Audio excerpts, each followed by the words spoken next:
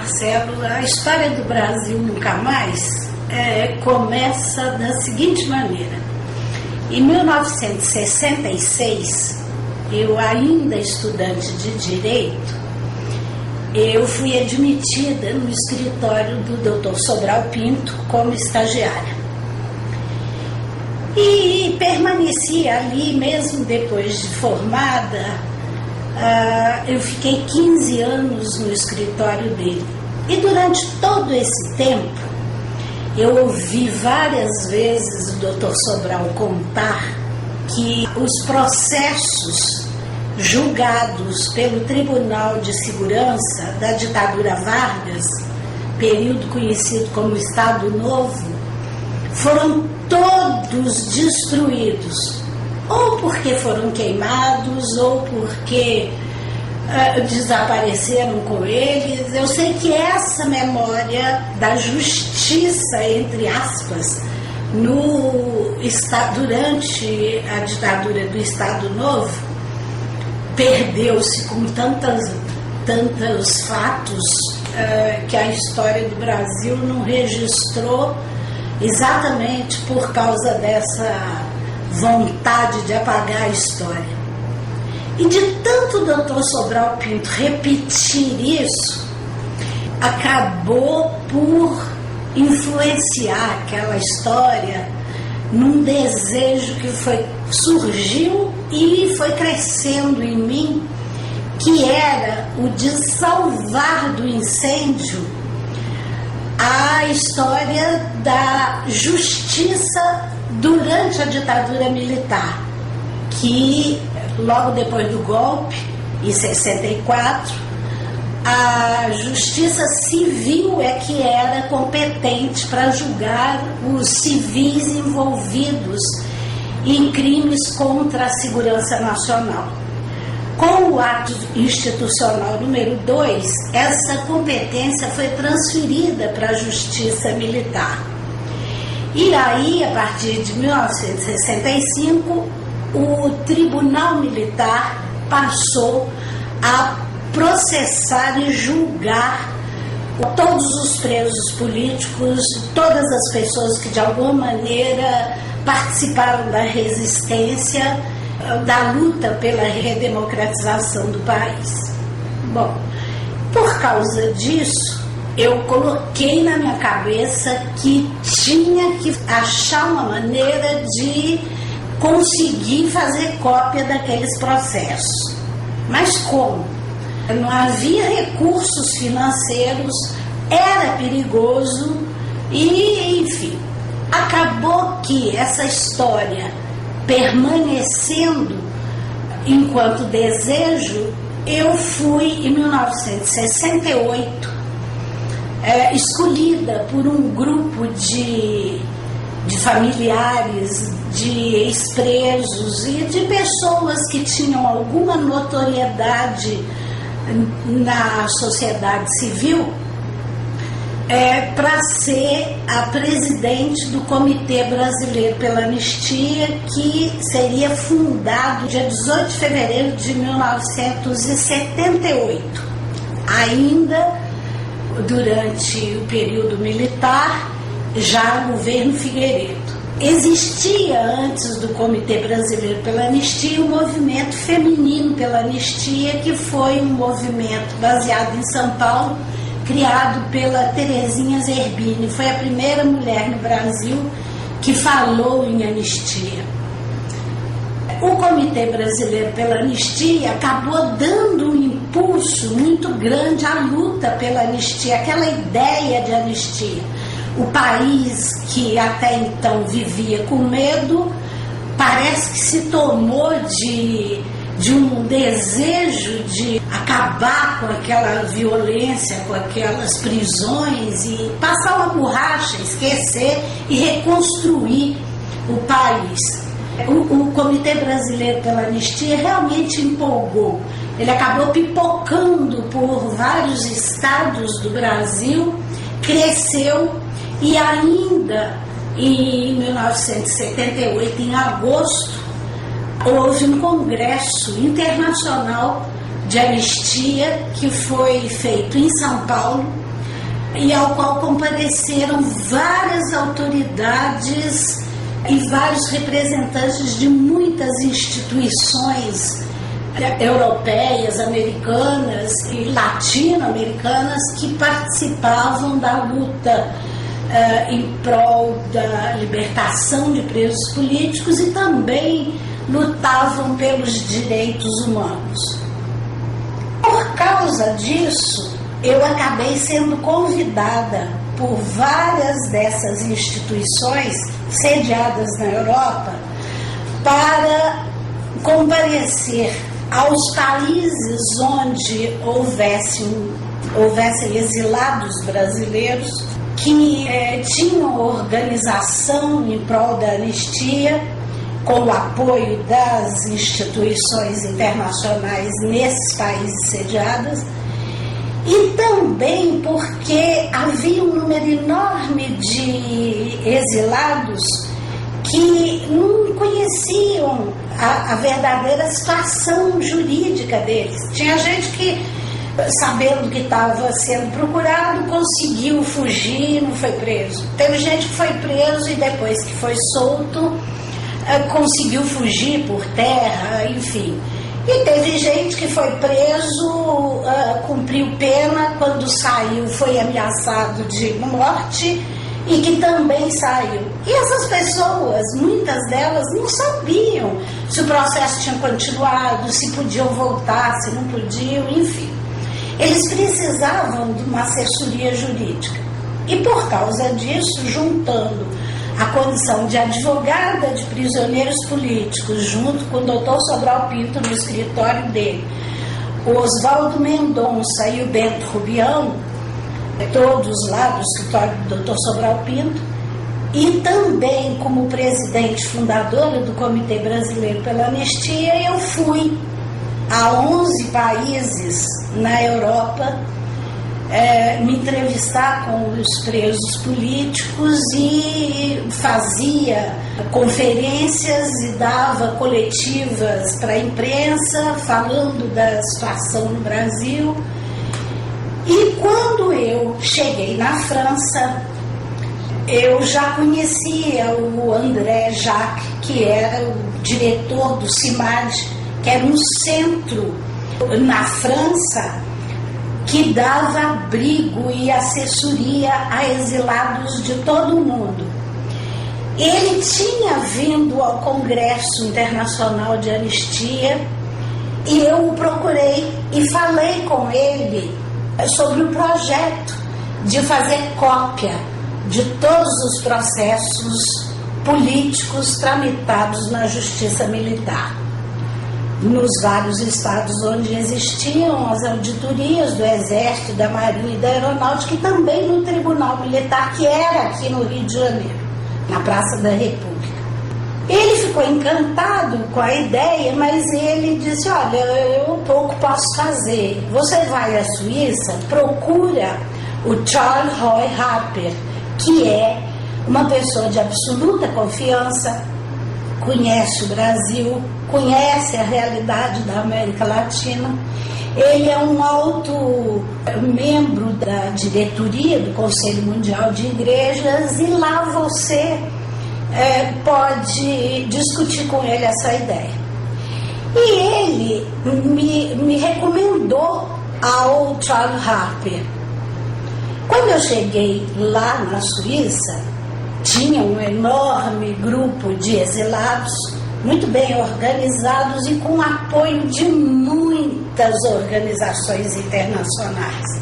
E um dia eu pedi para o Charles Harper me receber. Ele me recebeu e, já sabendo quem eu era, que eu tinha sido apresentada pelo André Jacques, eu expus a ele a ideia de fazer uma cópia daqueles processos para garantir a memória e para fazer uma análise histórica sobre como que o processo político no Brasil, que vinha uma crescente prática de democracia, tinha desaguado numa ditadura militar.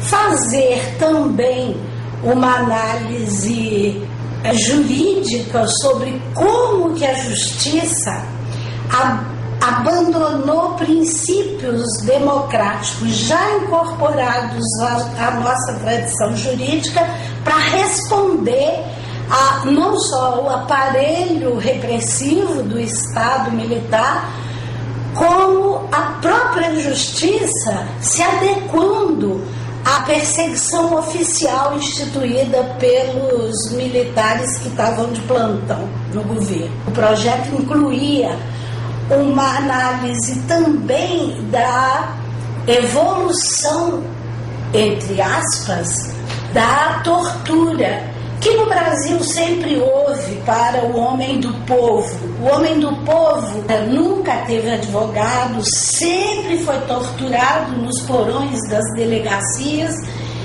e eram raríssimas as vozes que se levantavam em defesa desses homens contra a situação em que eles se encontravam. Com o advento da ditadura militar, e até 1968, havia o Instituto do Habeas Corpus. E os militares encarregados dos inquéritos policiais militares para dirigir uma documentação para o Ministério Público Militar denunciar os presos, eles falhavam muito, eles não tinham preparo. E aí, com base em falhas, muitos advogados conseguiram arquivar processos, até mesmo no Supremo Tribunal Federal, por erros, por falhas, por ilegalidades. Quando, em 13 de dezembro de 1968, veio o AI-5, proibindo o habeas corpus e fechando de vez o cenário, e aí já havia um movimento dos militares de se associarem à polícia civil para que eles cuidassem da repressão, que eles tinham uma experiência que os militares não tinham, embora em matéria de tortura, os militares que participaram das torturas não deixavam nada a desejar aos policiais civis. Bom, mas enfim, essa era a minha ideia. E o Charles Harper ficou encantado com essa ideia. Eu me lembro que ele colocou as mãos na cabeça e falou: meu Deus, que maravilha, que ideia fantástica. Você me faça um projeto escrito, sem dizer o que é, fale por metáforas, que eu vou defender esse projeto junto a um grupo que tem poder de decisão e que é de absoluta confiança aqui dentro do Conselho. Ele me pediu uma outra coisa, além de fazer um projeto cheio de metáforas, sem dizer o que era o objetivo claramente. Ele me pediu, para facilitar a aprovação desse projeto, que conseguisse no Brasil, quando eu voltasse, o aval do Dom Paulo Evaristo Arnes e do reverendo Jaime Wright, que pertencia ao Conselho Mundial de Igrejas e que era o contato mais direto aqui no Brasil, do Conselho aqui. E quando eu voltei para o Brasil, eu conversei primeiro com o Jaime Wright, que adorou a ideia, e depois eu pedi uma audiência a Dom Paulo. E nesse dia que eu fui falar com Dom Paulo Evaristo Arnes, eu chamei o reverendo Jaime Wright para que ele pudesse dizer ao Dom Paulo que ele já tinha concordado em dar o guarda-chuva do Conselho aqui no Brasil. Faltava o guarda-chuva, a proteção do Dom Paulo. Dom Paulo ficou entusiasmadíssimo e me perguntou quem eram as pessoas que fariam parte do projeto. A equipe já estava praticamente montada.